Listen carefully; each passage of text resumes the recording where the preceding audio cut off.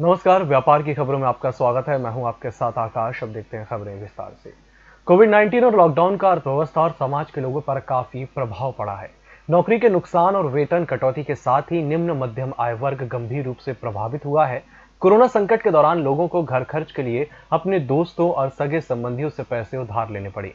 इसका खुलासा home credit India की एक रिपोर्ट में हुआ है। रिपोर्ट में कहा गया है कि 27% ने नौकरी जाने के बाद अपने ईएमआई का भुगतान करने के लिए पैसे उधार लिए हैं। रिपोर्ट के मुताबिक उधार लेने के मामले में मुंबई और भोपाल में लोगों की संख्या सबसे अधिक रही। यहां 27% से उधार लेकर चलाई अपनी गृहस्थी चलाई। इसके बाद दिल्ली में 26% और पटना में 25% ने घर चलाने के लिए किसी न किसी से उधार लिया है।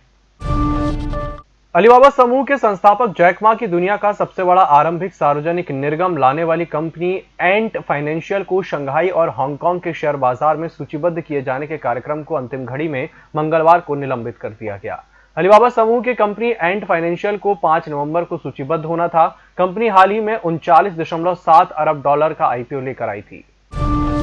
कारोबार के तीसरे दिन बाजार में शानदार खरीदारी है। बीएसई सेंसेक्स 274 अंकों पर 40,535 पर और निफ्टी 70 अंकों पर 11,884 पर कारोबार कर रहा है। बाजार की बढ़त को आईटी और फार्मा शेयर लीड कर रहे हैं, जबकि निफ्टी, बैंक और मेटल इंडेक्स गिरावट के साथ कारोबार कर रहे हैं। निफ्टी में सन फार्मा, इन्फोसिस और अडानी पोर्ट के शेयरों में 4-4% की बढ़त है। विप्रो और टेक महिंद्रा के शेयरों में भी 3-3% की बढ़त है।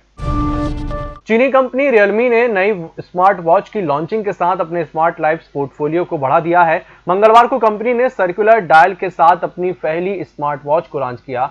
फिलहाल ये पाकिस्तान में ही बिक्री के लिए उपलब्ध है, लेकिन जल्द ही भारतीय बाजार में भी दस्तक देगी। वहीं दूसरी ओर नाइज ने अपने ट्रूली वायरलेस ईयरबड्स को भारत में लॉन्च कर दिया है। पंजाब नेशनल बैंक ने कहा कि वह अगले महीने शेयर सेल के जरिए 7,000 करोड़ रुपए जुटाना चाहता है। देश के दूसरे सबसे बड़े सरकारी बैंक ने साथ ही कहा कि इस कारोबार साल की दूसरी छमाही में उसके क्रेडिट ग्रोथ में मामूली बढ़ोतरी होने की उम्मीद है। पूरे कारोबारी साल में यह वृद्धि दर 5% से कम रह सकती है। इसी के साथ बुलेटिन वक्त चला छोटे से ब्रेक का, जल्द हाजिर होंगे।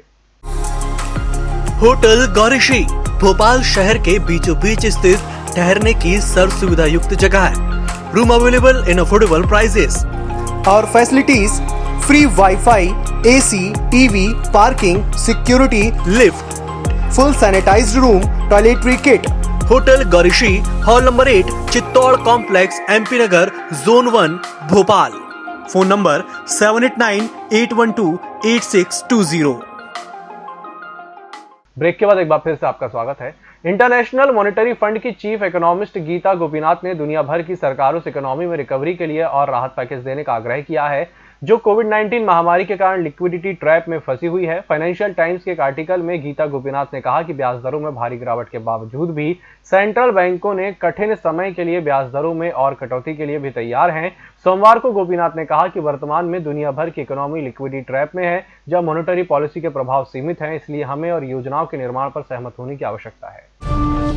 डाबर इंडिया ने चालू वित्त वर्ष की दूसरी तिमाही के नतीजे पेश कर दिए हैं। सितंबर तिमाही में कंपनी का कंसोलिडेटेड रेवेन्यू 13.7% बढ़कर 2,516 करोड़ रुपए रहा। यह पिछले साल की समान अवधि में 2,212 करोड़ रुपए रहा था। रेवेन्यू ग्रोथ का यह आंकड़ा बीते 2 सालों में सबसे अधिक है। इसके अलावा सन फार्मा का मुनाफा भी 70.4% बढ़कर 1,813 करोड़ रुपए हो गया है। कंपनी ने बताया कि सितंबर तिमाही में उसका कंसोलिडेटेड नेट प्रॉफिट 19.5% बढ़कर 481 करोड़ रुपए रहा, जो पिछले साल 403 करोड़ रुपए रहा था।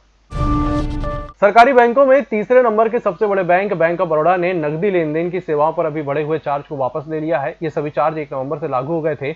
उधर दूसरी ओर वित्त मंत्रालय ने एक बयान में कहा कि कोई भी सरकारी बैंक किसी तरह का सेवा चार्ज नहीं बढ़ाया जाएगा। बैंक ऑफ बड़ौदा ने कहा कि उसने सभी बढ़े हुए चार्ज को वापस ले लिया है। बैंक ने सभी शाखाओं को एक पत्र भेजकर कहा है कि सभी बढ़े हुए चार्ज जैसे नकदी जमा और निकासी किसी भी सीमा तक की जा सकती है। देश के निर्यात में गिरावट दर्ज की गई है। वाणिज्य और उद्योग मंत्रालय ने मंगलवार को कहा कि पेट्रोलियम प्रोडक्ट्स, रत्न और आभूषण और लेदर सेक्टर के शिपमेंट में गिरावट के कारण अक्टूबर में वस्तु निर्यात 5.4% घटकर 24.82 अरब डॉलर पर आ गया है। अक्टूबर 2019 में भारत ने 26.23 अरब डॉलर का वस्तु निर्यात किया था। आयात भी पिछले महीने 11.56% घटकर 33.6 अरब डॉलर पर आ गया। अप्रैल अक्टूबर अवधि में भारत में 150 अरब डॉलर का निर्यात हुआ। यह 1 साल पहले की समान अवधि में हुए निर्यात के मुकाबले 19.05% कम है।